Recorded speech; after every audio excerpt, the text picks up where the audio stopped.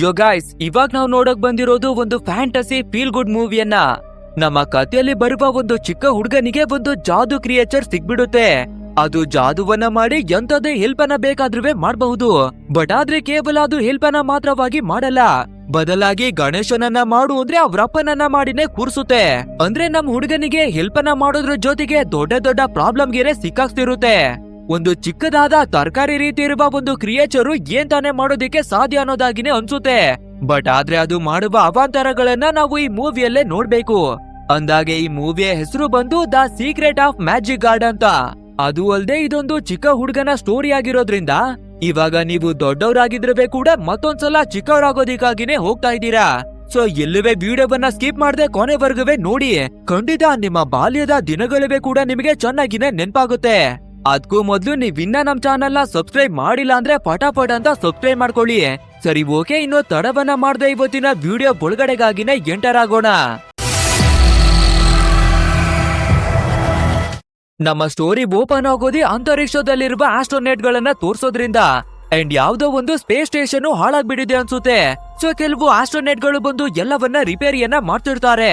But ಆದ್ರೆ sudden ಆಗಿ asteroid ಗಳು ಬಿದ್ದು ಎಲ್ಲನೂ ಧ್ವಂಸವಾಗಿ ಆಸ್ಟ್ರೋನಾಟ್ ಗಳಿವೆ ಕೂಡ ಸಿಕ್ಕಾಕೊಂಡಿದ್ದಾರೆ.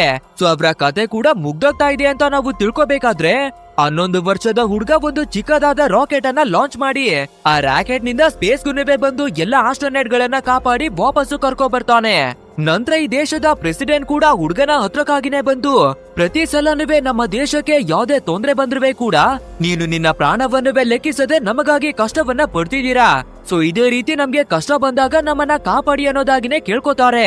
ಅಂಡ್ ಇವಾಗ ಈ ಹುಡುಗನ ಗ್ರ್ಯಾಂಡ್ ಮದರ್ ಇವನ ಮುಂದಕ್ಕಾಗಿನೇ ಬಂದು ಏನೋ ನೀನು ಇನ್ನವೇ ಯೂನಿಫಾರ್ಮ್ ಅನ್ನೇ ಹಾಕೊಂಡಿಲ್ಲ ಅಂತ ಕೇಳ್ಬೇಕಾದ್ರೆ ನಮ್ಮ ಹುಡುಗ ಕೂಡ ಅಜ್ಜಿ ನಿನ್ಗೆ ಕಾಣ್ಸಲ್ವಾ, ಆಸ್ಟ್ರೋನಟ್ ಗಳ ಯೂನಿಫಾರ್ಮ್ ಅನ್ನ ಹಾಕೊಂಡಿದ್ದೀನಿ ನೋಡು ಅನ್ನೋದಾಗಿನೇ ಹೇಳ್ತಾನೆ. ನಂತರ ಗ್ರ್ಯಾಂಡ್ ಮದರ್ ಇವನ ಮೂಗನ್ನ ಹಿಡಿದು ಅಲುಗಾಡಿಸ್ಬೇಕಾದ್ರೆ ನಮ್ಮ ಹುಡುಗ ಕೂಡ ಕನಸಿನಿಂದ ಎಚ್ಚರಿ ಆಗ್ತಾನೆ. ಅಂದ್ರೆ ಇಲ್ಲಿವರೆಗೂ ಇವನು ಕಂಡಿರೋದು ಒಂದು ಕನಸು. ಅಂಡ್ ಇವನೇನೆ ನಮ್ಮ ಇವತ್ತಿನ ಸ್ಟೋರಿಯ ಹೀರೋ ಕೂಡ. ಹಾಗೆ ಇವನ ಹೆಸರು ಬಂದು ರೈಮಂಡ್ ಅಂತ.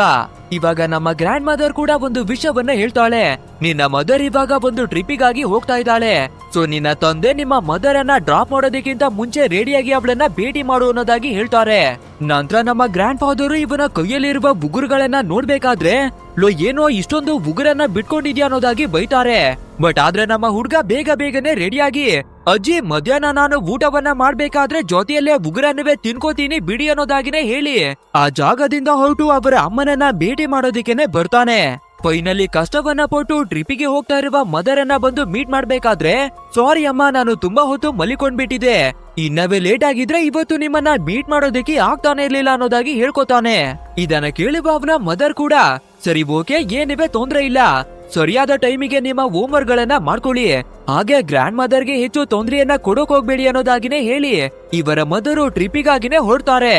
ನಂತರ ನಮ್ಮ ಹೀರೋ ಕೂಡ ಹೊರಟು ಅವನ ಗ್ಯಾಂಗ್ ಅನ್ನ ಬಂದು ಭೇಟಿ ಮಾಡ್ತಾನೆ. ಇವರೇನೆ ನಮ್ಮ ಹೀರೋವಿನ ಒಂದು ಪುಟ್ಟದಾದ ಗ್ಯಾಂಗು. ಅದು ಅಲ್ಲದೆ ಮಕ್ಕಳು ಚೆನ್ನಾಗಿನೇ ಓದ್ಲಿ ಅನ್ನೋದಾಗಿ ಸ್ಕೂಲ್ ನಲ್ಲಿವೆ ಕೂಡ ಗ್ರೂಪ್ ಗಳನ್ನ ಮಾಡ್ತಾರೆ ಅಲ್ವಾ. ಅದೇ ರೀತಿ ಗ್ರೂಪ್ ಅನ್ನ ಮಾಡ್ಬೇಕಾದ್ರೆ ಇವರೆಲ್ಲರೂ ಫ್ರೆಂಡ್ಸ್ ಆಗಿದ್ದಾರೆ. ಅಂಡ್ ಇವಾಗ ನಮ್ಮ ಹೀರೋ ಕೂಡ ನಿಮ್ಮೆಲ್ರಿಗೂ ಒಂದು ವಿಷಯ ಗೊತ್ತಾ, ನನ್ನ ಕನ್ಸೋಲಿ ನಾನು ಆಸ್ಟ್ರೋನೆಟ್ ಆಗಿ ಆಕಾಶಕ್ಕೆನೆ ಹೋಗಿದೆ ಅನ್ನೋದಾಗಿ ಹೇಳ್ಕೋಬೇಕಾದ್ರೆ ಇವನ ಗ್ಯಾಂಗ್ ಅಲ್ಲಿರುವ ಮತ್ತೊಬ್ಬ ಹುಡುಗ ನಿನ್ನ ಕನ್ಸನ್ನ ಪಕ್ಕಕ್ಕೆ ಮಡ್ಗು, ನಮ್ಮ ಮ್ಯಾಮು ಮ್ಯಾಥ್ಸ್ ಅನ್ನ ರಿವಿಷನ್ ಮಾಡೋದಿಕ್ಕೆ ಹೇಳಿದ್ರು ಅಲ್ವಾ, ರಿವಿಷನ್ ಮಾಡ್ಕೊಂಡು ಬಂದಿದ್ಯಾ ಅನ್ನೋದಾಗಿ ಕೇಳ್ಬೇಕಾದ್ರೆ ಈ ರಿವಿಷನ್ ಮಾಡೋದು ಓದೋದು ಇದೆಲ್ಲ ಡೈಲಿ ಇದ್ದಿದೆ ಅಲ್ವಾ, ಅದನ್ನ ಬಿಟ್ಟು ನನ್ನ ಕನಸಿನ ಬಗ್ಗೆ ಕೇಳು ಅನ್ಬೇಕಾದ್ರೆ ಟೀಚರ್ ಕೇಳಿದ್ರೆ ಯಾವ ರೀಸನ್ ಕೊಡೋದು ಅಂತ ಕೇಳ್ಬೇಕಾದ್ರೆ ಅದನ್ನ ಸ್ಕೂಲ್ ನಲ್ಲಿ ನೋಡ್ಕೊಂಡ್ರೆ ಆಯ್ತು ಬಿಡೋ ಅನ್ನೋದಾಗಿನೇ ಹೇಳ್ತಾನೆ. ಅಂಡ್ ಅದೇ ರೀತಿ ಎಲ್ಲರೂ ಕೂಡ ಸ್ಕೂಲಿಗೆ ಬಂದು ಕುಳಿತಿರ್ಬೇಕಾದ್ರೆ ಇವರ ಟೀಚರ್ ಕೂಡ ಮೊದಲನೇದಾಗಿ ನಮ್ಮ ಹೀರೋವನ್ನೇ ಕರೆದು ಬೋರ್ಡ್ ಮೇಲೆ ಒಂದು ಪ್ರಾಬ್ಲಮ್ ಅನ್ನ ಕೊಟ್ಟು ಸಾಲ್ವ್ ಅನ್ನ ಮಾಡೋದಕ್ಕಾಗಿನೇ ಹೇಳ್ತಾರೆ. ಅಷ್ಟೇ ಇವಾಗ ನಮ್ಮ ಹುಡುಗ ಬೇರೆ ಒಂದು ಚಾಪೀಸ್ ಅನ್ನ ಹಿಡ್ಕೊಂಡು ಬೋರ್ಡ್ ಅನ್ನೇ ಟುಕುರ್ ಅನ್ನೋದಾಗಿ ಗುರಾಯಿಸ್ಕೊಂಡೆ ನೋಡ್ತಿರ್ತಾನೆ.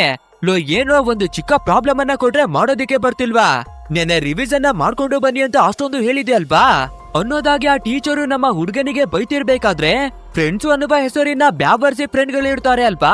ಇವಾಗ ಅದೇ ಬ್ಯಾಬರ್ಸಿ ಫ್ರೆಂಡ್ಸ್ ಗಳು ರೇಗಿಸೋದಿಕ್ಕೆ ಶುರು ಮಾಡ್ಕೋತಾರೆ. ಮ್ಯಾಮ್ ಇವನ ಮದರು ಟ್ರಿಪ್ ಹೋಗಿರೋದ್ರಿಂದ ಇವನು ರಿವಿಷನ್ ಅನ್ನ ಮಾಡಿಲ್ಲ, ಇಲ್ಲ ಮ್ಯಾಮ್ ಇವನು ಫಿಶಿಂಗ್ ಅನ್ನ ಮಾಡೋದ್ರಿಂದ ಓದೋದಕ್ಕೆ ಆಗಿಲ್ಲ ಅನ್ಸುತ್ತೆ, ಬಟ್ ಆದ್ರೆ ಇಲ್ಲಿವರೆಗೂ ಇವನು ಒಂದೇ ಒಂದು ಮೀನನ್ನುವೆ ಕೂಡ ಹಿಡ್ದಿಲ್ಲ, ಹಾಗೆಲ್ಲ ಇಲ್ಲ ಮ್ಯಾಮ್ ಇವನಿಗೆ ಮ್ಯಾಥ್ಸ್ ಅಂದ್ರೆ ಸ್ವಲ್ಪ ಅಲರ್ಜಿ ಇದೆ, ಇಲ್ಲ ಇಲ್ಲ, ಇವನು ಕನಸಲ್ಲಿ ಆಸ್ಟ್ರೋನೆಟ್ ಆಗಿ ಆಕಾಶಕ್ಕೆಲ್ಲ ಹೋಗ್ತಾನೆ, ಅದೇ ಕಾರಣಕ್ಕೆ ಓದಿಲ್ಲ ಮೇಡಮ್ ಅನ್ನೋದಾಗಿ ರೇಗಿಸ್ತಿರ್ತಾರೆ. ಬಟ್ ಆದ್ರೆ ನಮ್ಮ ಮ್ಯಾಥ್ಸ್ ಟೀಚರು ತುಂಬಾನೇ ಒಳ್ಳೆಯವ್ರನ್ಸುತ್ತೆ. ನಮ್ಮ ರೈಮಂಡಿಗೆ ಆ ರೀತಿ ರೇಗಿಸ್ಬೇಡಿ ಕಣ್ರು.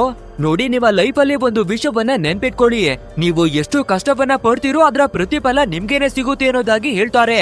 ನಂತರ ಬ್ರೇಕ್ ಅನ್ನ ಕೊಡ್ಬೇಕಾದ್ರೆ ಎಲ್ಲಾ ಸ್ಟೂಡೆಂಟ್ ಗಳಿವೆ ಕೂಡ ಅವರ ಸ್ಕೋರ್ ಬೋರ್ಡ್ ಗಳನ್ನ ಬಂದು ನೋಡ್ತಾರೆ. ಎಲ್ಲಾ ಗ್ರೂಪ್ ಗಳಿಗೆ ಒಳ್ಳೆ ಒಳ್ಳೆ ಮಾರ್ಕ್ಸ್ ಗಳನ್ನೇ ಕೊಟ್ಟಿದ್ದಾರೆ. ಆದ್ರೆ ನಮ್ಮ ಹೀರೋ ಸರಿಯಾಗಿ ಓದದೇ ಇರುವ ಕಾರಣದಿಂದ ನಮ್ಮ ಪೂರ್ತಿಯಾದ ಗ್ರೂಪಿಗೆ ಕೇವಲ ಒಂದೇ ಒಂದು ಸ್ಕೋರ್ ಅನ್ನ ಕೊಟ್ಟಿದ್ದಾರೆ.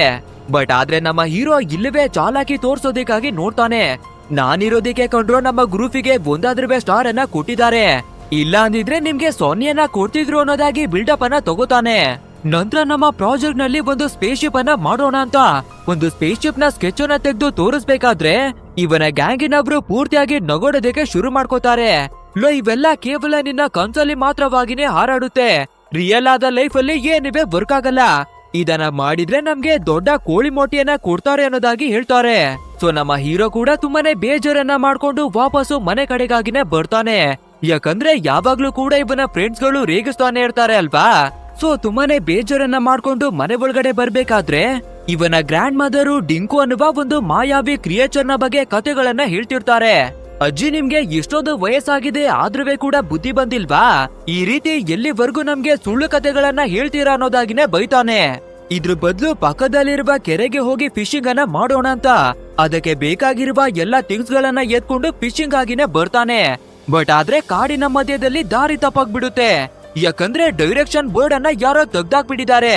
ಸೊ ಏನ್ ಮಾಡ್ಬೇಕು ಅಂತ ಗೊತ್ತಾಗದೆ ಒಂದು ಜಾಗದಲ್ಲಿ ನಿಂತಿರ್ಬೇಕಾದ್ರೆ ಒಂದು ಚಿಕ್ಕ ಬಟರ್ಫ್ಲೈ ಹೋಗೋದನ್ನ ನೋಡಿ ಫಾಲೋ ಅನ್ನ ಮಾಡ್ಕೊಂಡು ಬರ್ತಾನೆ.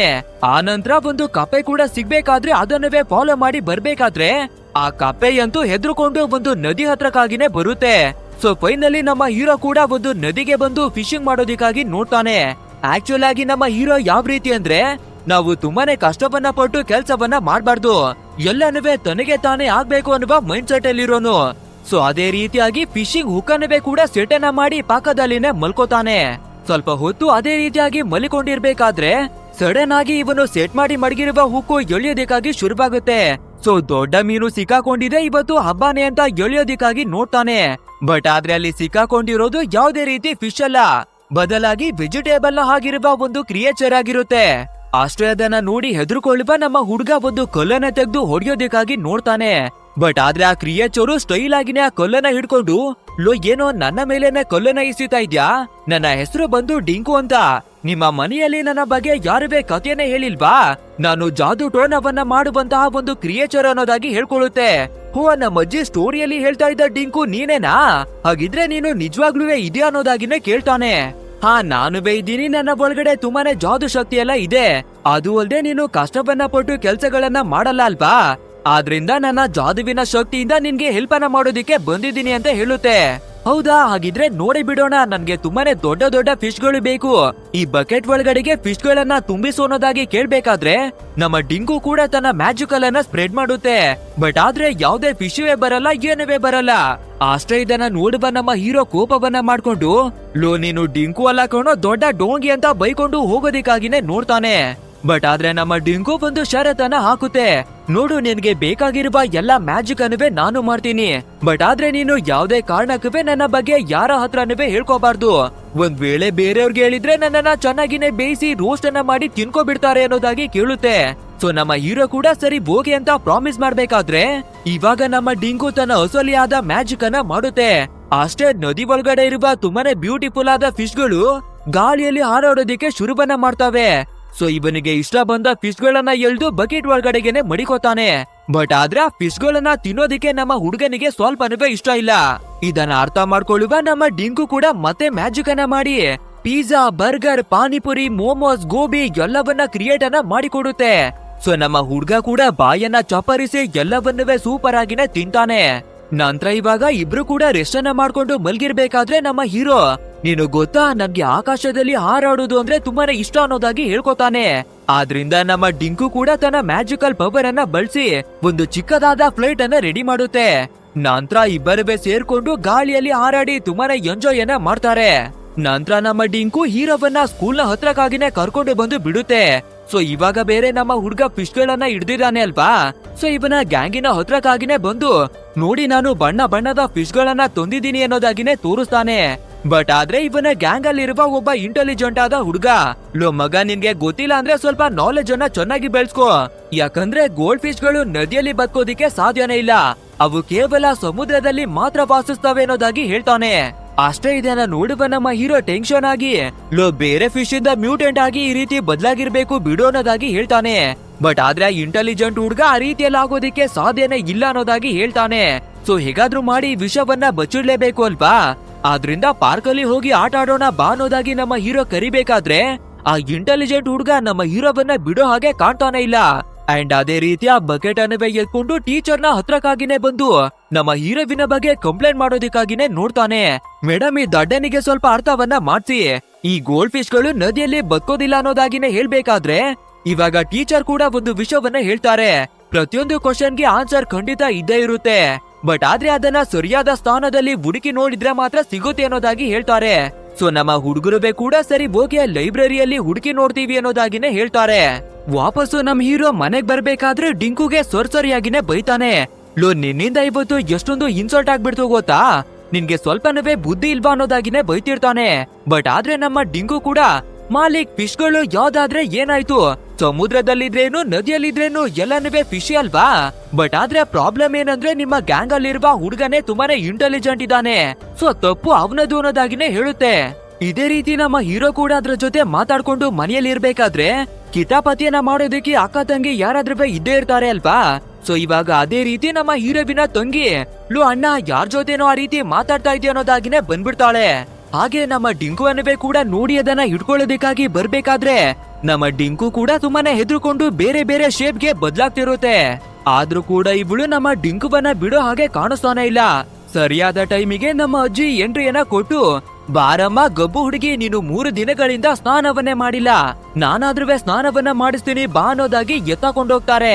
ಇಲ್ಲಿಗೆ ಸೀನ್ ಕಟ್ ಮಾಡಿ ತೋರಿಸ್ಬೇಕಾದ್ರೆ ನಮ್ಮ ಹೀರೋ ಕೂಡ ಲೈಬ್ರರಿ ಒಳಗಡೆ ಬಂದು ಫಿಶ್ ಗಳ ಬಗ್ಗೆ ಇರುವ ಒಂದು ಬುಕ್ ಅನ್ನವೇ ಕೂಡ ಕೇಳ್ಬೇಕಾದ್ರೆ ಅಲ್ಲಿರುವ ಹುಡುಗಿ, ನನ್ನ ಬಾಯ್ ಫ್ರೆಂಡಿಗೋಸ್ಕರ ನಾನು ಆಲ್ರೆಡಿ ಎತ್ತಿಟ್ಟಿದ್ದೀನಿ, ಸೊ ಆ ಬುಕ್ ಅನ್ನ ನಿನ್ಗೆ ಕೊಡಲ್ಲ ಅನ್ನೋದಾಗಿನೇ ನಮ್ಮ ಹೀರೋವನ್ನ ಕಳಿಸ್ಬಿಡ್ತಾಳೆ. ಬಟ್ ಆದ್ರೆ ನಮ್ಮ ಡಿಂಕು ಅಷ್ಟೊಂದು ಸಿಂಪಲ್ ಆಗಿ ಬಿಟ್ಬಿಡುತ್ತಾ, ಅದ್ರ ಜಾದು ಶಕ್ತಿಯನ್ನ ಬಳಸಿ ಆ ಬುಕ್ ಅನ್ನ ನಮ್ಮ ಹೀರೋವಿನ ಬ್ಯಾಗ್ ನ ಒಳಗಡೆಗಾಗಿನೇ ಮಡಗುತ್ತೆ. ಬಟ್ ಆದ್ರೆ ನಮ್ಮ ಹೀರೋಗೆ ಏನೇ ಗೊತ್ತಿಲ್ಲ ಅಲ್ವಾ, ಅದು ಅಲ್ಲದೆ ಅವನ ಬ್ಯಾಗು ಇದ್ದಕ್ಕಿದ್ದಾಗೆ ಭಾರವಾಗೋದಿಕ್ಕೆ ಶುರುವಾಗುತ್ತೆ. ಸರಿ ಓಕೆ, ಏನಕ್ಕೆ ನಮ್ಮ ಬ್ಯಾಗ್ ಈ ರೀತಿ ಭಾರ ಆಗ್ತಾ ಇದೆ ಅಂತ ತೆಗೆದು ನೋಡ್ಬೇಕಾದ್ರೆ ಅಷ್ಟೇ ನಮ್ಮ ಹೀರೋ ಒಂದು ಕ್ಷಣ ಶಾಕ್. ಅಯ್ಯಯ್ಯೋ, ಈ ಬುಕ್ ನನ್ನ ಹತ್ರ ಇದೆ ಅಂತ ಯಾರಿಗಾದ್ರೂ ಗೊತ್ತಾಗ್ಬಿಟ್ರೆ ಎಲ್ರು ನನ್ಗೆ ಕಳ್ಳ ಅನ್ನುವ ಸ್ಟೇಟ್ಮೆಂಟ್ ಅನ್ನ ಕೊಟ್ಬಿಡ್ತಾರೆ ಅಂತ ನೋಡ್ತಿರ್ಬೇಕಾದ್ರೆ ಇವನ ಫ್ರೆಂಡು ಹಿಂದಗಡೆಯಿಂದ ಬಂದು ನಮ್ಮ ಹೀರೋವಿನ ಕಣ್ಣನ್ನ ಮುಚ್ಚುತ್ತಾನೆ. ಸೊ ಗಾಬರಿ ಆಗುವ ನಮ್ಮ ಹೀರೋ ಕೂಡ, ಲೋ ಇನ್ನೊಂದ್ಸಲ ಹಿಂದಗಡೆಯಿಂದ ಬಂದು ಈ ರೀತಿ ಮಾಡ್ಬೇಡ, ನನ್ಗೆ ತುಂಬಾನೇ ಭಯ ಆಗುತ್ತೆ ಅನ್ನೋದಾಗಿ ಹೇಳ್ಕೊತಾನೆ. ಬಟ್ ಆದ್ರೆ ಇವನ ಫ್ರೆಂಡು ಚೆಸ್ ಅನ್ನ ಆಡೋಣ ಅನ್ನೋದಾಗಿ ಕರೆಯೋದಕ್ಕಾಗಿನೇ ಬಂದಿದ್ದಾನೆ.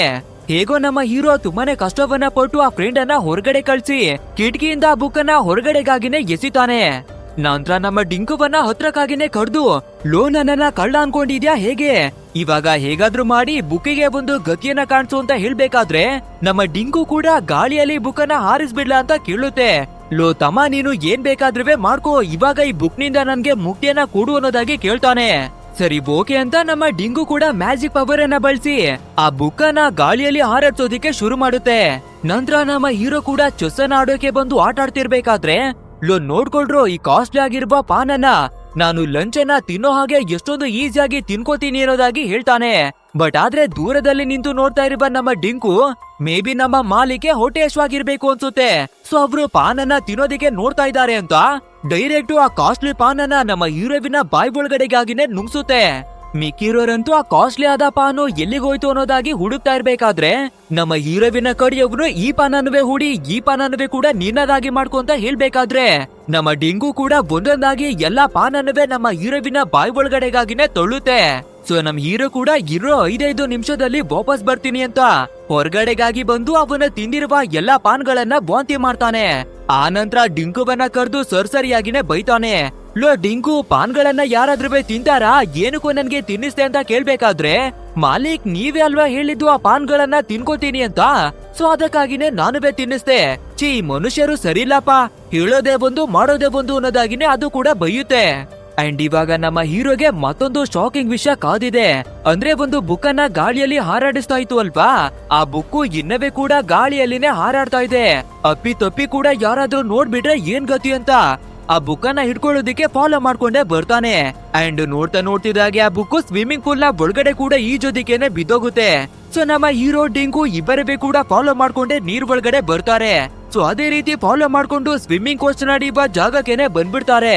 ನಮ್ಮ ಹೀರೋವನ್ನ ನೋಡುವ ಕೋಚ್ ಕೂಡ, ಲೋ ಹುಡ್ಗ, ನಾನು ಒಂದು ಟೀಮ್ ಅನ್ನ ಕಟ್ಟಿ ಸ್ವಿಮ್ಮಿಂಗ್ ಅನ್ನ ಕಲಿಸ್ತಾ ಇದ್ದೀನಿ. ಬಟ್ ಆದ್ರೆ ನನ್ನ ಟೀಮ್ ಅಲ್ಲಿ ಇನ್ನೊಂದು ಹುಡ್ಗ ಕೂಡ ಬೇಕಾಗಿದೆ. ಸೊ ನೀನು ಬಂದು ಪಾರ್ಟಿಸಿಪೇಟ್ ಅನ್ನ ಮಾಡ್ತೀಯ ಅಂತ ಕೇಳ್ಬೇಕಾದ್ರೆ ಸೈಡ್ ಅಲ್ಲಿ ಬಚ್ಚಿಟ್ಕೊಂಡಿರುವ ನಮ್ಮ ಡಿಂಗು ಕೂಡ ಈ ವಿಷಯವನ್ನ ಕೇಳಿ, ಬಾಸ್ ಹೂ ಅಂತ ಹೇಳ್ಬಿಡಿ ಸಾಕು, ನಾನಿದ್ದೀನಿ ಅಲ್ವಾ, ಎಲ್ಲವನ್ನ ನೋಡ್ಕೋತೀನಿ ಅನ್ನೋದಾಗಿನೇ ಹೇಳುತ್ತೆ. ಅದು ಅಲ್ದೆ ನಿಮ್ಮ ಟ್ಯಾಲೆಂಟ್ ಅನ್ನ ತೋರ್ಸೋದಿಕ್ಕೆ ಇದೇನೆ ಒಳ್ಳೆಯದಾದ ಚಾನ್ಸು, ನಾನ್ ನೋಡ್ಕೋತೀನಿ, ಸುಮ್ನೆ ಹೂ ಅನ್ಬಿಡಿ ಬಾಸ್ ಅನ್ನೋದಾಗಿ ಸಮಾಧಾನ ಮಾಡುತ್ತೆ. ನಂತರ ನಮ್ಮ ಹೀರೋ ವಾಪಸ್ಸು ಮನೆಗೆ ಬಂದು ಮಲ್ಕೋತಾನೆ. ಬಟ್ ಆದ್ರೆ ನಮ್ಮ ಡಿಂಕು ಇವನಿಗಾಗಿ ಮನೆ ಕೆಲಸವನ್ನವೇ ಕೂಡ ಮಾಡುತ್ತೆ. ಅಂದ್ರೆ ಕಸವನ್ನೆಲ್ಲ ಕ್ಲೀನ್ ಮಾಡಿ ಇವನ ಬಟ್ಟೆಗಳನ್ನ ವಾಶ್ ಮಾಡೋದು, ಆ ನಂತರ ಬಟ್ಟೆಗಳನ್ನು ಕೂಡ ಮಡಗಿ ಇವನ ಪೆನ್ಸಿಲ್ಗಳಿವೆ ಕೂಡ ಅಲ್ಲಿ ಇಲ್ಲಿ ಅಂತ ಬಿದ್ದಿರುತ್ತೆ. ಸೊ ನಮ್ಮ ಬಾಸು ಕೂಡ ಚಿಕ್ಕವರಾಗಿರೋದ್ರಿಂದ ಬಹುಶಃ ಇಬ್ರು ಕೂಡ ಚಿಕ್ಕ ಪೆನ್ಸಿಲ್ ಗಳನ್ನೇ ಬಳಸ್ತಾರೆ ಅಂತ ದೊಡ್ಡ ದೊಡ್ಡ ಪೆನ್ಸಿಲ್ ಗಳನ್ನ ಮುರಿದು ಚಿಕ್ಕ ಪೆನ್ಸಿಲ್ ಅನ್ನಾಗಿ ಕನ್ವರ್ಟ್ ಮಾಡುತ್ತೆ. ನೆಕ್ಸ್ಟ್ ಡೇ ಮಾರ್ನಿಂಗು ನಮ್ಮ ಡಿಂಕು ಅಲಾರಾಮ್ ನ ರೀತಿ ಶಬ್ದವನ್ನವೇ ಮಾಡಿ ಬೇಗನೆ ನಮ್ಮ ಹೀರೋವನ್ನವೇ ಕೂಡ ಎಚ್ಚರೆ ಮಾಡುತ್ತೆ. ನೆಕ್ಸ್ಟ್ ನಮ್ಮ ಗ್ರ್ಯಾಂಡ್ ಮದರ್ ಎಚ್ಚರಿಯಾಗಿ ನೋಡ್ಬೇಕಾದ್ರೆ ಫುಲ್ ಶಾಕು.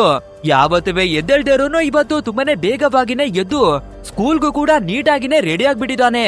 ಅದು ಅಲ್ಲದೆ ಸ್ಕೂಲ್ಗೆ ಬರ್ಬೇಕಾದ್ರೆ ನಮ್ಮ ಹೀರೋ ಸೈಕಲ್ ಅನ್ನವೇ ಕೂಡ ತುಳಿಯಲ್ಲ, ಬದಲಾಗಿ ನಮ್ಮ ಡಿಂಕುನೇ ಪೆಡಲ್ ಅನ್ನ ಮಾಡ್ಕೊಂಡು ಬರುತ್ತೆ. ಟೋಟಲಿ ನಮ್ಮ ಹೀರೋವಿನ ಎಲ್ಲಾ ಕೆಲ್ಸವನ್ನವೇ ಕೂಡ ನಮ್ಮ ಡಿಂಕುನೇ ಮಾಡ್ತಿದೆ. ಇವಾಗ್ಲೂ ಕೂಡ ನಮ್ಮ ಹೀರೋ ತಲೆಗೆ ಎಣ್ಣೆಯನ್ನ ಉಯ್ಕೊಂಡು ಒಳ್ಳೆ ಫಸ್ಟ್ ರ್ಯಾಂಕ್ ರಾಜುವಿನ ಹಾಗೆ ರೆಡಿಯಾಗಿನೇ ಬಂದಿದ್ದಾನೆ. ಅಷ್ಟೇ ಇದನ್ನ ನೋಡುವ ಕ್ಲಾಸ್ ಅಲ್ಲಿರುವ ಹುಡುಗರಂತೂ ಸೂರ್ಯ ಏನಾದ್ರೂ ಪಶ್ಚಿಮದಲ್ಲಿ ಬಂದಿದ್ದಾನ ಅನ್ನೋದಾಗಿ ಕನ್ಫ್ಯೂಸ್ ಆಗ್ತಾರೆ. ಅದು ಅಲ್ಲದೆ ಟೀಚರ್ ಕೇಳುವ ಎಲ್ಲಾ ಕ್ವಶನ್ ಗಳಿಗೆ ನಮ್ಮ ಹೀರೋ ಸೂಪರ್ ಆಗಿನೇ ಆನ್ಸರ್ ಮಾಡ್ತಾನೆ. ಆಕ್ಚುಲ್ ಆಗಿ ಹೇಳ್ಬೇಕು ಅಂದ್ರೆ ದೂರದಿಂದ ನಮ್ಮ ಡಿಂಕು ಎಲ್ಲ ಆನ್ಸರ್ ಅನ್ನ ಹೇಳ್ಕೊಡ್ತಿರುತ್ತೆ.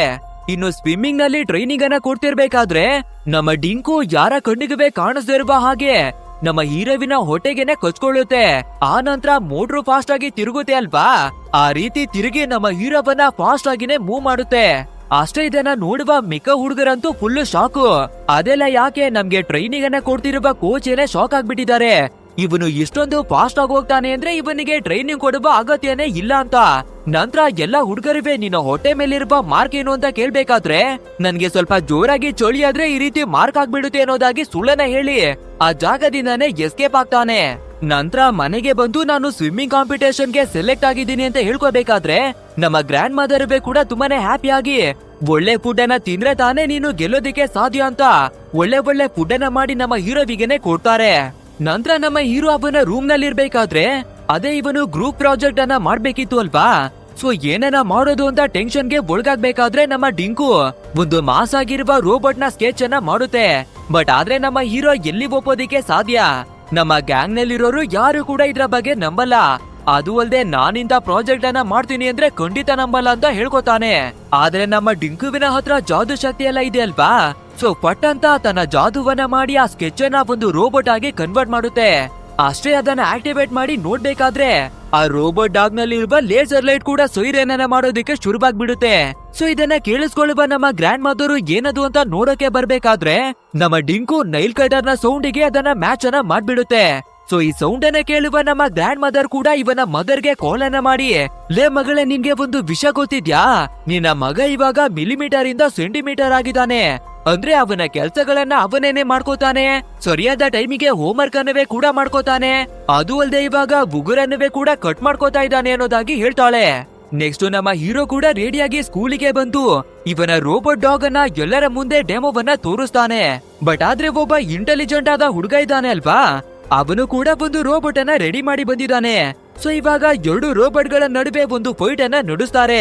ಬಟ್ ಆದ್ರೆ ನಮ್ಮ ಹೀರೋವಿನ ರೋಬೋಟ್ ತುಂಬಾನೇ ಅಡ್ವಾನ್ಸ್ ಆಗಿರೋದ್ರಿಂದ ಆ ಇಂಟೆಲಿಜೆಂಟ್ ಹುಡುಗನ ರೋಬೋಟ್ ಅನ್ನ ಸೋಲಿಸಿ ಆಗ್ಬಿಡುತ್ತೆ. ಸೊ ಇದನ್ನ ನೋಡುವ ಹುಡುಗ ಕೂಡ ನಮ್ಮ ಹೀರೋವಿನ ಹತ್ರ ಕ್ವಶನ್ ಅನ್ನ ಮಾಡ್ತಾನೆ, ಇಷ್ಟೊಂದು ಕಡಿಮೆ ಸಮಯದಲ್ಲಿ ಇಂಥ ರೋಬೋಟ್ ಅನ್ನ ಹೇಗೆ ತಯಾರಿಸಿದೆ ಅಂತ. ಇಲ್ಲ, ಯಾವ್ದಾದ್ರು ಮಾರ್ಕೆಟ್ ಇಂದ ಈ ರೋಬೋಟ್ ಅನ್ನ ತಂದ್ಬಿಟ್ಟಿದ್ಯಾ ಅನ್ನೋದಾಗಿ ಕೇಳ್ತಾನೆ. ಸೊ ಇದನ್ನ ಕೇಳುವ ನಮ್ಮ ಹೀರೋ ಕೂಡ, ನಾನು ಹಗಲು ರಾತ್ರಿ ಅನ್ನೋದೇ ಇದಕ್ಕಾಗಿ ಕಷ್ಟಪಟ್ಟಿದ್ದೀನಿ, ಇಂಥ ಕೆಲ್ಸವನ್ನ ನೀವು ಮಾಡಿಲ್ಲ ಅಲ್ವಾ, ಅದಕ್ಕೆ ನಿಮ್ಗೆ ಹೊಟ್ಟೆ ಕಿಚ್ಚು ಬಂದು ಈ ರೀತಿ ಕೇಳ್ತಿದ್ಯಾ ಅನ್ನೋದಾಗಿ ಹೇಳ್ತಾನೆ. ಅಷ್ಟೇ ಈ ಮಾತನ್ನ ಕೇಳುವ ಎಲ್ಲಾ ಫ್ರೆಂಡ್ಸ್ ಗಳಿವೆ ಕೂಡ ಚಪಾಳಿಯನ್ನ ತೊಟ್ಟಿ ನಮ್ಮ ಹೀರೋವನ್ನ ಎನ್ಕರೇಜ್ ಮಾಡ್ತಾರೆ. ಸೊ ಇದೇ ರೀತಿ ಒಂದು ಡುಮ್ಮ ಹುಡ್ಗ ನಮ್ಮ ರೋಬೋಟ್ ಅನ್ನ ಬಂದು ನೋಡ್ಬೇಕಾದ್ರೆ ಒಂದು ಪಾರ್ಟ್ ಅನ್ನ ತಳ್ಳಿ ನೋಡ್ಬೇಕಾದ್ರೆ ಆ ರೋಬೋಟ್ ಪೂರ್ತಿಯಾಗಿ ಹಾಳಾಗ್ಬಿಡುತ್ತೆ. ಸೊ ಇವಾಗ ಹೇಗಾದ್ರೂ ಮಾಡಿ ರೋಬೋಟ್ ಅನ್ನ ಮತ್ತೆ ರೀಪ್ಲೇಸ್ಮೆಂಟ್ ಅನ್ನ ಮಾಡ್ಬೇಕು ಅಂತ ನಮ್ಮ ಹೀರೋ ಆ ರೋಬೋಟ್ ಅನ್ನವೇ ಎತ್ಕೊಂಡು ಒಂದು ದೊಡ್ಡ ಮಾಲ್ ನ ಒಳಗಡೆಗೆನೆ ಬರ್ತಾನೆ.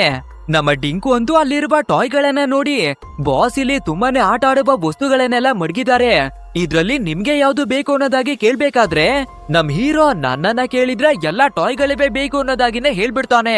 ಆದ್ರೆ ಇವಾಗ ಇಂಪಾರ್ಟೆಂಟ್ ಅಂದ್ರೆ ನಮ್ಮ ರೋಬೋಟ್ ಅನ್ನ ಮತ್ತೆ ಸರಿ ಮಾಡೋದು ಅಂತ ಅದ್ರ ಪಾರ್ಟ್ ಗಳನ್ನ ಹುಡ್ಕೋದಿಕ್ಕೆ ನೋಡ್ಬೇಕಾದ್ರೆ ಆ ಇಂಟೆಲಿಜೆಂಟ್ ಆದ ಹುಡ್ಗ ಕೂಡ ಫಾಲೋ ಮಾಡ್ಕೊಂಡೇ ಬಂದ್ಬಿಟ್ಟಿದ್ದಾನೆ.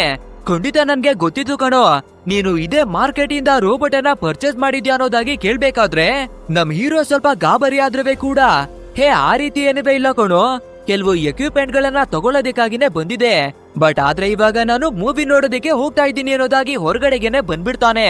ಆದ್ರೆ ಆ ಇಂಟೆಲಿಜೆಂಟ್ ಹುಡ್ಗ ನಮ್ಮ ಹೀರೋವನ್ನ ಬಿಡೋ ಹಾಗೆ ಕಾಣಿಸ್ತಾನೆ ಇಲ್ಲ, ಎಲ್ಲೇ ಹೋದ್ರುವೆ ಫಾಲೋವನ್ನ ಮಾಡಿ ಬರ್ತಾನೆ ಇದ್ದಾನೆ. ಈ ಕಡೆ ನಮ್ಮ ಡಿಂಕುವನ್ನ ನೋಡ್ಬೇಕಾದ್ರೆ ಮ್ಯಾಜಿಕ್ ಪವರ್ ಅನ್ನ ಬಳಸಿ ಈ ಮಾಲ್ ಅಲ್ಲಿರುವ ಎಲ್ಲಾ ಟಾಯ್ ಗಳನ್ನ ನಮ್ಮ ಹೀರೋವಿನ ಮನೆಗಾಗಿನೇ ಕಳ್ಸುತ್ತೆ.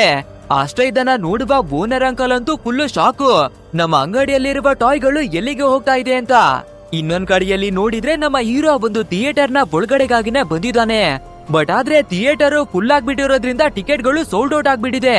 ಸೊ ನಮ್ಮ ಡಿಂಕುವಿಗೆ ಹೇಗಾದ್ರೂ ಮಾಡಿ ಮ್ಯಾಜಿಕ್ ನಿಂದ ಟಿಕೆಟ್ ಅನ್ನ ಕೊಡು ಅನ್ನೋದಾಗಿ ಕೇಳ್ಬೇಕಾದ್ರೆ ನಮ್ಮ ಡಿಂಕು ಕೂಡ ಮ್ಯಾಜಿಕ್ ನಿಂದ ಒಂದು ಟಿಕೆಟ್ ಅನ್ನ ಕೊಡುತ್ತೆ.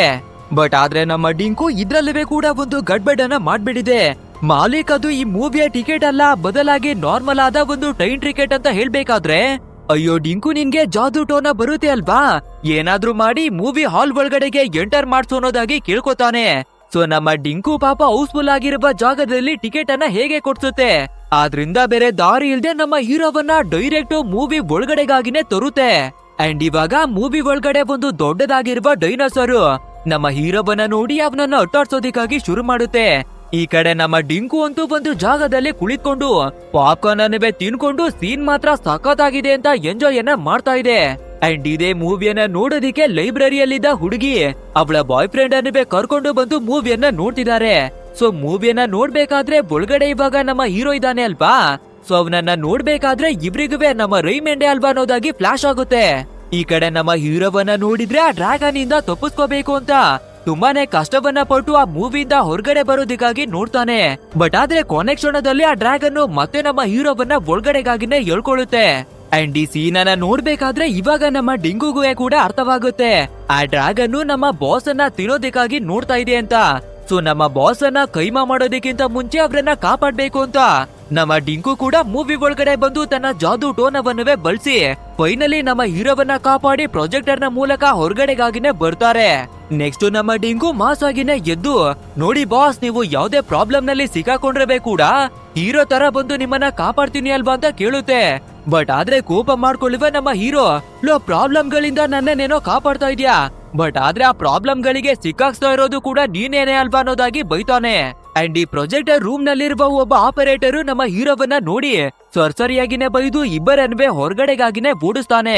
ಸರಿ ಓಕೆ ಅಂತ ನಮ್ಮ ಹೀರೋ ಕೂಡ ಮನೆ ಕಡೆಗೆ ಬರ್ತಿರ್ಬೇಕಾದ್ರೆ ಅದೇ ನಮ್ಮ ಡಿಂಕು ಒಂದು ಮಾಲ್ ಒಳಗಡೆಯಿಂದ ಎಲ್ಲಾ ಟಾಯ್ ಗಳನ್ನ ನಮ್ಮ ಹೀರೋವಿನ ಮನೆಗೆ ಕಳಿಸ್ತಿದ್ದ ಅಲ್ವಾ. ಸೊ ಎಲ್ಲಾ ಟಾಯ್ ಗಳಿವೆ ಇವನ ಮನೆ ಕಡೆಗಾಗಿನೇ ಬರ್ತಾ ಇದಾವೆ. ಅದು ಅಲ್ಲದೆ ಕೆಲವು ಟಾಯ್ ಗಳಂತೂ ನಮ್ಮ ಹೀರೋವಿನ ಹತ್ರಕ್ಕಾಗಿನೇ ಬಂದು ರಾಯ್ಮಂಡ್ ಅವನ ಮನೆ ಅಡ್ರೆಸ್ ಎಲ್ಲಿದೆ ಅಂತ ಇವನನ್ನೇ ಕೇಳ್ತಾ ಇದಾವೆ. ನೆಕ್ಸ್ಟ್ ನಮ್ಮ ಹೀರೋ ಕೂಡ ಅವನ ಮನೆ ಒಳಗಡೆ ಬಂದು ನೋಡ್ಬೇಕಾದ್ರೆ ಇವನ ಮನೆ ಪೂರ್ತಿಯಾಗಿ ಟಾಯ್ಸ್ ಗಳಿಂದಾನೇ ತುಂಬಾಗಿದೆ. ಅದು ಅಲ್ಲದೆ ಇವನ ಫಾದರ್ ಬೇರೆ ಇವನ ಮನೆ ಕಡೆಗಾಗಿನೇ ಬರ್ತಾ ಇದ್ದಾರೆ. ಅಷ್ಟೇ ಟೆನ್ಷನ್ ಮಾಡ್ಕೊಳ್ಳುವ ನಮ್ಮ ಹೀರೋ ಡಿಂಕುವನ್ನ ಕರೆದು, ಲೋ ತಮ್ಮ, ಗಣೇಶನನ್ನ ಮಾಡು ಅಂದ್ರೆ ಅವರ ಅಪ್ಪನನ್ನ ಮಾಡಿ ಮಡಗಿದ್ಯಾ, ಈ ಟಾಯ್ ಗಳನ್ನ ಏನಕ್ಕೆ ಇಲ್ಲಿಗೆ ತೋರಿಸ್ತೆ ಅಂತ ಕೇಳ್ಬೇಕಾದ್ರೆ ನಮ್ಮ ಡಿಂಗು ಕೂಡ, ಬಾಯ್ಸ್ ಎಲ್ಲಾ ಟಾಯ್ ಗಳಿವೆ ಬೇಕು ಅಂದ್ರಿ ಅಲ್ವಾ, ಸೊ ಅದಕ್ಕಾಗಿನೇ ತೊಂದೆ ಅನ್ನೋದಾಗಿ ಹೇಳ್ಕೊಳ್ಳುತ್ತೆ. ಈಗ ಈ ಎಲ್ಲಾ ಟಾಯ್ ಗಳನ್ನ ವಾಪಸ್ಸು ಅಂಗಡಿಗೆ ಕಳ್ಸಿದ್ರೆ ಸರಿ, ಇಲ್ಲಾಂದ್ರೆ ನಿನ್ನನ್ನ ಮಾರ್ಕೆಟ್ಗೆ ತಗೊಂಡೋಗಿ ಮಾರ್ಬಿಡ್ತೀನಿ ಅಂತ ಹೇಳ್ಬೇಕಾದ್ರೆ ನಮ್ಮ ಡಿಂಗು ಕೂಡ ಎಲ್ಲಾ ಟಾಯ್ ಗಳನ್ನ ವಾಪಸ್ ಕಳ್ಸುತ್ತೆ. ನೆಕ್ಸ್ಟ್ ಇವನ ಫಾದರು ಇವನಿಗಾಗಿ ಒಂದು ಸೈಕಲ್ ಅನ್ನವೇ ಕೂಡ ತಂದಿದ್ದಾರೆ.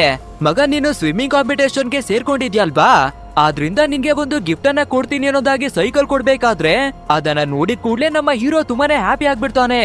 ಅಪ್ಪ, ನಾನು ಕಾಂಪಿಟೇಷನ್ಗೆ ಸೇರ್ಕೊಂಡಿದ್ದೀನಿ ಅಂತ ನಿನ್ಗೆ ಹೇಗ್ ಗೊತ್ತಾಯ್ತು ಅನ್ನೋದಾಗಿ ಕೇಳ್ಬೇಕಾದ್ರೆ ಮಗ ನೀನು ಹೇಳ್ಕೊಂಡಿಲ್ಲ ಅಂದ್ರೆ ಕೂಡ ನೀನು ಏನ್ ಮಾಡ್ತಿದ್ಯಾ, ಯಾವಾಗ ಏನ್ ಬೇಕು ಅಂತ ನನ್ಗೆ ಎಲ್ಲಾನುವೆ ಚೆನ್ನಾಗಿನೇ ಗೊತ್ತು ಅಂತ ಹೇಳ್ತಾರೆ. ಬಟ್ ಆದ್ರೆ ಇದನ್ನೆಲ್ಲ ನೋಡುವ ನಮ್ಮ ಡಿಂಕು ತುಂಬಾನೇ ಬೇಜಾರನ್ನ ಮಾಡ್ಕೊಳ್ಳುತ್ತೆ. ನಾನು ನಮ್ಮ ಬಾಸ್ಗೆ ಅಂತ ಅಂಗಡಿಯಲ್ಲಿರುವ ಎಲ್ಲಾ ಟಾಯ್ ಅನ್ನುವೆ ಕೂಡ ತಂದಿದ್ದೆ. ಬಟ್ ಆದ್ರೆ ನಮ್ಮ ಬಾಸು ಕೋಪವನ್ನ ಮಾಡ್ಕೊಂಡು ಎಲ್ಲನೂ ವಾಪಸ್ ಕಳ್ಸಿದ್ರು. ಆದ್ರೆ ಅವರ ತಂದೆ ಒಂದೇ ಒಂದು ಚಿಕ್ಕ ಸೈಕಲ್ ಅನ್ನ ಕೊಟ್ರೆ ಇಷ್ಟೊಂದು ಹ್ಯಾಪಿ ಆಗ್ಬಿಟ್ರಲ್ಲ ಅನ್ನೋದಾಗಿ ಬೇಜಾರನ್ನ ಮಾಡ್ಕೊಳ್ಳುತ್ತೆ. ನೆಕ್ಸ್ಟ್ ಡೇ ಮಾರ್ನಿಂಗು ನಮ್ಮ ಡಿಂಕು ಅಲಾರಾಮ್ ಅನ್ನ ಆನ್ ಮಾಡೋದಕ್ಕಿಂತ ಮುಂಚೆ ನಮ್ಮ ಹೀರೋ ಬೇಗನೆ ಎದ್ದು ಸ್ಕೂಲಿಗಾಗಿ ರೆಡಿ ಆಗ್ತಾ ಇದ್ದಾನೆ. ಆದ್ರೂ ಕೂಡ ಹೋಗಿ ಅಂತ ನಮ್ಮ ಡಿಂಕುನೇ ರೆಡಿ ಆಗುತ್ತೆ. ಆಕ್ಚುಲ್ ಆಗಿ ಹೇಳ್ಬೇಕು ಅಂದ್ರೆ ಇವತ್ತು ನಮ್ಮ ಹೀರೋವಿಗೆ ಮ್ಯಾಥ್ಸ್ ನ ಟೆಸ್ಟ್ ಇರುತ್ತೆ.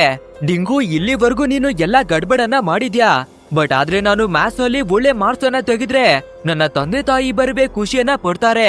ಸೊ ಇವತ್ತು ನನ್ನ ಕೈಯನ್ನ ಬಿಡದೆ ನನಗಾಗಿ ಹೆಲ್ಪ್ ಅನ್ನ ಮಾಡು ಅನ್ನೋದಾಗಿ ಕೇಳ್ಕೊತಾನೆ. ಬಾಸ್ ನೀವು ಚಿಂತೆಯನ್ನ ಮಾಡ್ಲೇಬೇಡಿ, ನಾನಿದ್ದೀನಿ ಅಲ್ವಾ, ನೋಡ್ತಾ ಇರಿ ಯಾವ ರೀತಿ ಎಲ್ಲವನ್ನ ಮಾಡ್ತೀನಿ ಅಂತ ನಮ್ಮ ಹೀರೋಗೆ ಸಮಾಧಾನವನ್ನ ಮಾಡುತ್ತೆ. ಅಂಡ್ ಅದೇ ರೀತಿ ನಮ್ಮ ಹೀರೋ ಕೂಡ ಎಕ್ಸಾಮ್ ಬರೆಯೋದಕ್ಕೆ ಕುಳಿತ್ಕೋಬೇಕಾದ್ರೆ ಇವನಿಗೆ ಒಂದೇ ಒಂದು ಕ್ವಶನ್ ಆನ್ಸರ್ ಕೂಡ ಗೊತ್ತಿರಲ್ಲ. ಬಟ್ ಆದ್ರೆ ನಮ್ಮ ಡಿಂಕು ಮರದ ಮೇಲ್ಗಡೆ ಕುಳಿತ್ಕೊಂಡು ಒಂದು ಬೂತ್ ಕನ್ನಡಿಯನ್ನ ಯೂಸ್ ಮಾಡಿ ಎಲ್ಲರ ಆನ್ಸರ್ ಅನ್ನ ನೋಡ್ತಾ ಇದೆ. ಇವನು ಚೆನ್ನಾಗಿ ಬರ್ದಿದ್ದಾನೆ ಆದ್ರೆ ಸ್ಕೋರ್ ಅನ್ನ ಮಾಡಕ್ಕಾಗಲ್ಲ. ಇನ್ನು ಈ ಹುಡುಗಿಯ ಪೇಪರ್ ಅನ್ನ ನೋಡಿದ್ರೆ ಇವಳೇನೆ ಕನ್ಫ್ಯೂಷನ್ ಅಲ್ಲಿ ಬರಿತಾ ಇದ್ದಾಳೆ. ಸರಿ ಬೇರೆಯವ್ರನ್ನ ನೋಡೋಣ. ಇವನೇ ಅವನ್ ಗುರು ನಾಲಾಯಕ್ ನನ್ ಮಗ ಒಂದೇ ಒಂದುವೇ ಆನ್ಸರ್ ಬರ್ದಿಲ್ಲ. ಖಂಡಿತ ಇವನಿಗೆ ಕೋಳಿ ಮೊಟ್ಟೆಯನ್ನ ಕೊಡ್ತಾರೆ ಅಂತ ಅವನ ಮುಖವನ್ನ ನೋಡ್ಬೇಕಾದ್ರೆ ಓ ಇದು ಬೇರೆ ಯಾರು ಅಲ್ಲ ನಮ್ಮ ಬಾಸೇನೆ. ಸೊ ಇದೇ ರೀತಿ ನೋಡ್ತಾ ನೋಡ್ತಾನೆ ಟೈಮು ಮುಗ್ದೋಗ್ಬೇಕಾದ್ರೆ ಟೀಚರ್ ಕೂಡ ಎಲ್ಲರ ಪೇಪರ್ ಗಳನ್ನ ಕಲೆಕ್ಟ್ ಮಾಡ್ಕೊಳ್ಳೋದಕ್ಕಾಗಿನೇ ಕರೀತಾರೆ. ಇದೇ ರೀತಿ ಎಲ್ಲರಿಗೂ ಅವರ ಪೇಪರ್ ಗಳನ್ನ ಸಬ್ಮಿಟ್ ಮಾಡ್ಬೇಕಾದ್ರೆ ಅದೇ ನಮ್ಮ ಹೀರೋವಿನ ಗ್ರೂಪ್ ನಲ್ಲಿ ಒಂದು ಹುಡುಗಿ ಇದ್ದಾಳೆ ಅಲ್ವಾ. ಆಕ್ಚುಲ್ ಆಗಿ ಹೇಳ್ಬೇಕು ಅಂದ್ರೆ ಅವಳೊಬ್ಬಳು ಬ್ರಿಲಿಯಂಟ್. ಸೊ ನಮ್ಮ ಡಿಂಕು ಕೂಡ ಅವಳ ಪೇಪರ್ ಅನ್ನ ನೋಡ್ಬೇಕಾದ್ರೆ ಸರಿಸುಮಾರು 95 ಗಿಂತನೂ ಹೆಚ್ಚು ಮಾರ್ಕ್ಸ್ ಗಾಗಿನೇ ಬರ್ದಿದ್ದಾಳೆ. ಸೊ ಡೈರೆಕ್ಟ್ ಆಗಿ ಅವಳ ಎಲ್ಲ ಆನ್ಸರ್ ಅನ್ನುವೆ ಕಾಪಿ ಮಾಡಿ ನಮ್ಮ ಹೀರೋವಿನ ಪೇಪರ್ ಗೆನೆ ಪೇಸ್ಟ್ ಮಾಡುತ್ತೆ. ಈ ಕಡೆ ನಮ್ಮ ಟೀಚರು ಆ ಹುಡುಗಿಯ ಆನ್ಸರ್ ಶೀಟ್ ಅನ್ನ ನೋಡ್ಬೇಕಾದ್ರೆ ಏನಮ್ಮ ನೀನು ಓದಿಲ್ವಾ, ಖಾಲಿ ಪೇಪರ್ ಅನ್ನ ತಂದು ಕೊಡ್ತಾ ಇದೀಯ ಅನ್ನೋದಾಗಿ ಕೇಳ್ತಾರೆ. ಅಷ್ಟೇ ಆ ಹುಡುಗಿ ಬೇರೆ ಫುಲ್ ಸೈಕ್ ಆಗ್ಬಿಡ್ತಾಳೆ.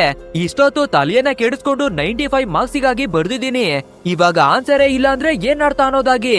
ಅಂಡ್ ಇದೇ ಟೈಮಿಗೆ ನಮ್ಮ ಹೀರೋ ಎದ್ ಬಂದು ಅವನ ಪೇಪರ್ ಅನ್ನ ಕೊಡ್ತಾನೆ. ಇದನ್ನ ನೋಡುವ ನಮ್ಮ ಟೀಚರ್ ಕೂಡ ಒಂದು ಕ್ಷಣ ಶಾಕ್ ಆಗಿ ಲೋ ನಿಜವಾಗ್ಲೂ ಈ ಪೇಪರ್ ನಿಂದೇನಾ ಅನ್ನೋದಾಗಿ ಕೇಳ್ತಾರೆ. ಹಾ ಮೇಡಮ್ ನಿಮ್ಗೇನಾದ್ರೂ ಡೌಟ್ ಇದ್ಯಾ, ಇದು ನಂದೇನೆ ಪೇಪರ್ ಅಂತ ಹೇಳ್ಕೊತಾನೆ. ಸರಿ ನಿಂದೇ ಪೇಪರ್ ಅಂತ ಅನ್ಕೊಳ್ಳೋಣ, ಬಟ್ ಆದ್ರೆ ನಿನ್ ಪೇಪರ್ ಮೇಲೆ ನಿನ್ನ ಹೆಸರು ಇಲ್ದೆ ಇವಳ ಹೆಸರು ಏನಕ್ಕಿದೆ ಅನ್ನೋದಾಗಿ ಕೇಳ್ತಾರೆ. ಅಂದ್ರೆ ನಮ್ಮ ಡಿಂಕು ಕೇವಲ ಆನ್ಸರ್ ಅನ್ನ ಕಾಪಿ ಮಾಡದೆ ಜೊತೆಗೆ ಹೆಸರನ್ನವೇ ಕೂಡ ಕಾಪಿ ಮಾಡಿದಾನೆ. ಸೊ ಇವಾಗ ಟೀಚರು ನಮ್ಮ ಹೀರೋವನ್ನ ಸ್ಟಾಫ್ ರೂಮ್ ಗೆ ಕರೆದು ಸರಿಯಾಗಿನೇ ಬೈಬೇಕಾದ್ರೆ ಎಲ್ಲಾ ಸ್ಟೂಡೆಂಟ್ ಗಳಿಗಿವೆ ಇವನು ಚೀಟಿಂಗ್ ಮಾಡಿದಾನೆ ಅನ್ನೋದು ಗೊತ್ತಾಗ್ಬಿಡುತ್ತೆ. ಸೊ ಇನ್ಸಲ್ಟ್ ಆಗುವ ನಮ್ಮ ಹೀರೋ ಆ ಜಾಗದಿಂದಾನೇ ಓಡ್ ಬಂದ್ಬಿಡ್ತಾನೆ. ನಂತರ ನಮ್ಮ ಡಿಂಕುವನ್ನ ನದಿಯ ಹತ್ರಕ್ಕಾಗಿನೇ ಕರ್ಕೊಂಡು ಬಂದು ನಿನ್ನಿಂದ ನನ್ಗೆ ಎಷ್ಟೊಂದು ಅವಮಾನವಾಗ್ಬಿಡ್ತು ಅಂತ ಸರಿಯಾಗಿನೇ ಬೈತಾನೆ.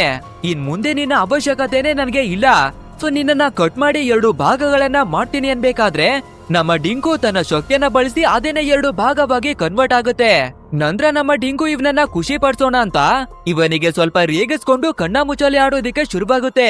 ಲೋ ಬೇಡ ಕಣೋ, ನಿನ್ನನ್ನ ಬೆಂಕಿಯಲ್ಲಿ ಹಾಕಿ ಬೇಯಿಸ್ಬಿಡ್ತೀನಿ ಅಂತ ಹೇಳ್ಬೇಕಾದ್ರೆ ಇದನ್ನ ಕೇಳುವ ನಮ್ಮ ಡಿಂಕು ಬಾಸ್ ನೀವು ಅಷ್ಟೊಂದು ಕಷ್ಟವನ್ನ ಏನಕ್ಕೆ ಪಡ್ತೀರಾ, ಇವಾಗೇನು ನಾನು ಬೆಂಕಿಯಲ್ಲಿ ಬೇಯ್ಬೇಕು ತಾನೆ, ಸ್ವಲ್ಪ ನನ್ನ ಕಡೆಗೆ ತಿರುಗಿ ನೋಡಿ ಅಂತ ತನಗೆ ತಾನು ಬೆಂಕಿಯಲ್ಲಿ ಬೇಯಿಸ್ಕೊಳ್ಳುತ್ತೆ.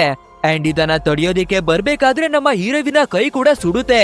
ಸೊ ಕೋಪವನ್ನ ಮಾಡ್ಕೊಳ್ಳುವ ನಮ್ಮ ಹೀರೋ ನೀನೊಬ್ಬ ಮಾಸ್ಟರ್ ಅಂತ ಅನ್ಬೇಕಾದ್ರೆ ಓಕೆ ಬಾಸ್ ನನ್ನ ಅಸಲಿ ರೂಪವನ್ನ ತೋರಿಸ್ತೀನಿ ಅಂತ ನಮ್ಮ ಡಿಂಕು ಒಂದು ದೊಡ್ಡದಾದ ಮಾಸ್ಟರ್ ಆಗಿ ಕನ್ವರ್ಟ್ ಆಗುತ್ತೆ. ಬಾಸ್ ನೀವ್ ಹೇಳಿದಾಗೇನೆ ಮಾಸ್ಟರ್ ಆಗಿ ನೀವೇ ಕನ್ವರ್ಟ್ ಆಗಿದ್ದೀನಿ. ಆಕ್ಚುಲ್ ಆಗಿ ಹೇಳ್ಬೇಕು ಅಂದ್ರೆ ನೀವು ಏನೇ ಹೇಳಿದ್ರೆ ಕೂಡ ನಾನ್ ಅದನ್ನ ಮಾಡ್ತೀನಿ. ಅಂದ್ರೆ ಒಳ್ಳೇದಕ್ಕಾಗಿ ಬಳಸ್ಕೊಂಡ್ರೆ ಒಳ್ಳೇದಾಗಿನೇ ಹೆಲ್ಪ್ ಮಾಡ್ತೀನಿ, ಕೆಟ್ಟದಕ್ಕಾಗಿ ಬಳಸ್ಕೊಂಡ್ರೆ ಕೆಟ್ಟದಾಗಿ ಹೆಲ್ಪ್ ಮಾಡ್ತೀನಿ. ಸೊ ನೀವು ಯಾವ ರೀತಿ ಯೋಚಿಸ್ತೀರೋ ಆ ರೀತಿ ಮಾಡೋದು ನನ್ನ ಕರ್ತವ್ಯ ಅನ್ನೋದಾಗಿ ಹೇಳ್ಕೊಳ್ಳುತ್ತೆ. ಬಟ್ ಆದ್ರೆ ನಮ್ಮ ಹೀರೋಗಂತೂ ನಿನ್ನ ಅವಶ್ಯಕತೆ ನನ್ಗೆ ಖಂಡಿತ ಇಲ್ಲ ಅಂತ ಸೀದಾ ನಮ್ಮ ಡಿಂಕುವನ್ನ ಎತ್ತಿ ನದಿ ಒಳಗಡೆಗಾಗಿನೇ ಎಸ್ಬಿಡ್ತಾನೆ. ಇನ್ನೊಂದ್ ಕಡೆಯಲ್ಲಿ ನಮ್ಮ ಟೀಚರು ಮತ್ತೆ ಫ್ರೆಂಡ್ಸ್ ಗಳೆಲ್ಲರೂ ಸೇರ್ಕೊಂಡು ನಮ್ಮ ಹೀರೋವನ್ನ ಹುಡಿಕೊಂಡು ಈ ನದಿಯ ಹತ್ರಕ್ಕಾಗಿನೇ ಬರ್ತಾರೆ. ಅಂಡ್ ಇವಾಗ ನಮ್ಮ ಟೀಚರ್ ಕೂಡ ನಮ್ಮ ಹೀರೋವಿಗೆ ಸಮಾಧಾನವನ್ನ ಮಾಡಿ ಲೋ ತಮ್ಮ ಏನನ್ನಾದ್ರೂ ಸಾಧಿಸ್ಬೇಕು ಅಂದ್ರೆ ಕಾಪಿಯನ್ನ ಮಾಡ್ಬೇಕಂತಿಲ್ಲ, ಕಷ್ಟವನ್ನ ಪಟ್ರು ಕೂಡ ನಾವು ಸಾಧನೆಯನ್ನ ಮಾಡಬಹುದು ಅಂತ ಹೇಳ್ತಾರೆ. ಅದು ಅಲ್ಲದೆ ಇವನ ಫ್ರೆಂಡ್ಸ್ ಗಳಿವೆ ಕೂಡ ನಿನ್ಗೆ ಮ್ಯಾಥ್ಸ್ ಬಂದಿಲ್ಲ ಅಂದ್ರೆ ಏನಾಯ್ತು, ನಾವೆಲ್ರೂ ಸೇರ್ಕೊಂಡು ನಿನ್ಗೆ ಕಲಿಸ್ಕೊಡ್ತೀವಿ ಅನ್ನೋದಾಗಿ ಧೈರ್ಯವನ್ನ ಕೊಡ್ತಾರೆ. ಬಟ್ ಆದ್ರೆ ಇದೆಲ್ಲವನ್ನ ದೂರದಲ್ಲಿ ನಿಂತು ನೋಡುವ ನಮ್ಮ ಡಿಂಕುಗೆ ತುಂಬಾನೇ ಬೇಜಾರಾಗ್ಬಿಡುತ್ತೆ. ಆದ್ರೂ ಕೂಡ ನಮ್ಮ ಬಾಸ್ಗೆ ನಾನು ಹೆಲ್ಪ್ ಅನ್ನ ಮಾಡ್ತೀನಿ, ಹೇಗಿದ್ರು ಅವರು ಸ್ವಿಮ್ಮಿಂಗ್ ಕಾಂಪಿಟೇಷನ್ ಅಲ್ಲಿ ಪಾರ್ಟಿಸಿಪೇಟ್ ಮಾಡ್ತಿದ್ದಾರೆ ಅಲ್ವಾ, ಅಲ್ಲಾದ್ರೂ ಅವರಿಗೆ ಸರಿಯಾಗಿ ಹೆಲ್ಪ್ ಅನ್ನ ಮಾಡ್ತೀನಿ ಅನ್ನೋದಾಗಿನೇ ಡಿಸೈಡ್ ಆಗುತ್ತೆ. ಇನ್ನೊಂದ್ ಕಡೆಯಲ್ಲಿ ನಮ್ಮ ಹೀರೋವಿನ ಫ್ಯಾಮಿಲಿ ಕೂಡ ಇವನಿಗೆ ಸಪೋರ್ಟ್ ಅನ್ನ ಮಾಡುತ್ತೆ. ಮಗ ನೀನು ಚಿಂತೆಯನ್ನೇ ಮಾಡ್ಬೇಡ ಕಣೋ, ನೀನು ತುಂಬಾನೇ ಕಷ್ಟವನ್ನ ಪಟ್ಟು ಕೆಲಸ ಮಾಡಿದ್ರೆ ನಿನ್ಗೆ ಖಂಡಿತ ಸಾಧನೆ ಅನ್ನೋದು ಸಿಕ್ಕೇ ಸಿಗುತ್ತೆ.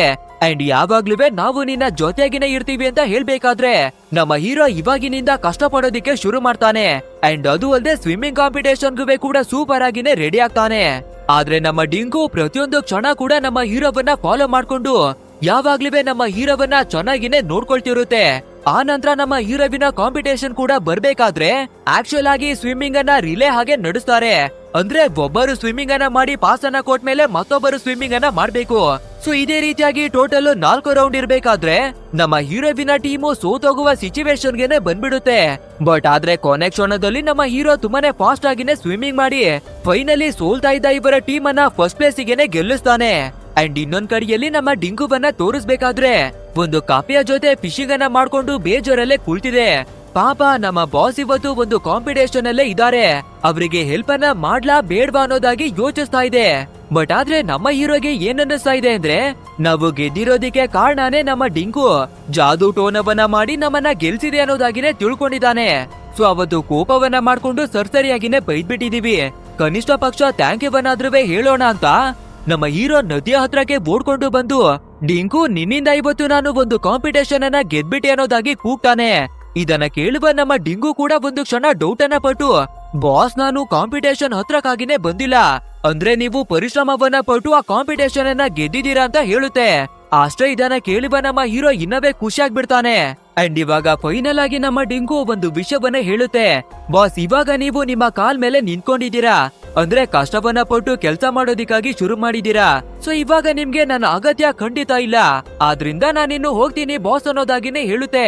ಬಟ್ ಆದ್ರೆ ಬಾಸ್ ಸರಿಯಾದ ಟೈಮಿಗೆ ನಿಮ್ಮ ಉಗುರುಗಳನ್ನ ಕಟ್ ಮಾಡ್ಕೊಳ್ಳಿ, ಹಾಗೆ ನನ್ನನ್ನ ಮಾತ್ರ ಯಾವಾಗ್ಲೂ ಮರಿಬೇಡಿ ಅನ್ನೋದಾಗಿನೇ ಹೇಳಿ ಫೈನಲಿ ನಮ್ಮ ಹೀರೋಗೆ ಬಾಯನ್ನ ಹೇಳಿ ಆ ಜಾಗದಿಂದಾನೇ ಬಂದ್ಬಿಡುತ್ತೆ. ನೆಕ್ಸ್ಟ್ ಆಕಾಶದಲ್ಲಿ ಮೋಡಗಳೆಲ್ಲ ಸೇರ್ಕೊಂಡು ನಮ್ಮ ಡಿಂಗುವಿನ ಆಕೃತಿಯಾಗಿ ಬದಲಾಗುತ್ತೆ. ಸೊ ಇಲ್ಲಿಗೆ ಸೀನ್ ಅನ್ನ ಕಟ್ ಮಾಡಿ ತೋರಿಸ್ಬೇಕಾದ್ರೆ ನಮ್ಮ ಹೀರೋಗೆ ಮ್ಯಾಥ್ಸ್ ಅನ್ನ ಕಲಿಯೋದಿಕ್ಕೆ ಅವನ ಫ್ರೆಂಡ್ಸ್ ಗಳು ತುಂಬಾನೇ ಹೆಲ್ಪ್ ಅನ್ನ ಮಾಡ್ತಾರೆ. ಇನ್ನೊಂದ್ ಕಡೆಯಲ್ಲಿ ನಮ್ಮ ಡಿಂಗುವನ್ನ ತೋರಿಸ್ಬೇಕಾದ್ರೆ ಇವನ ಹಾಗೆ ಮತ್ಯಾವ ಸ್ಟೂಡೆಂಟ್ ಗಳು ಸೋಂಬೇರಿಯಾಗಿದ್ದಾರೆ, ಅವರನ್ನ ಹುಡುಕಿ ಅವರಿಗೂ ಜೀವನದ ಪಾಠವನ್ನ ಕಲ್ಸೋಣ ಅಂತ ರೆಡಿ ಆಗುತ್ತೆ. ಸೊ ಇದೇ ಹ್ಯಾಪಿ ಎಂಡಿಂಗ್ ನ ಜೊತೆಗೆ ನಮ್ಮ ಮೂವಿ ಕೂಡ ಎಂಡ್ ಆಗುತ್ತೆ. ಅಂಡ್ ವಿಡಿಯೋ ಹೇಗಿತ್ತು ಅಂತ ತಪ್ಪದೆ ನಮ್ಗೆ ಕಮೆಂಟ್ ಮೂಲಕ ತಿಳಿಸಿ. ಹಾಗೆ ವಿಡಿಯೋವೇನಾದ್ರೂ ಇಷ್ಟವಾಗಿದ್ರೆ ಒಂದು ಲೈಕ್ ಅನ್ನ ಕೊಟ್ಟು ಇಂಥದ್ದೇ ಅದ್ಭುತವಾದ ಮೂವಿಗಳನ್ನ ನೋಡ್ಬೇಕು ಅಂದ್ರೆ ನಮ್ಮ ಚಾನಲ್ ಅನ್ನ ಸಬ್ಸ್ಕ್ರೈಬ್ ಮಾಡ್ಕೊಳ್ಳಿ. ಸರಿ ಓಕೆ, ಮುಂದಿನ ಒಂದು ಅದ್ಭುತವಾದ ವಿಡಿಯೋದಲ್ಲಿ ಭೇಟಿ ಆಗೋಣ. So thanks for watching guys and take care of your self.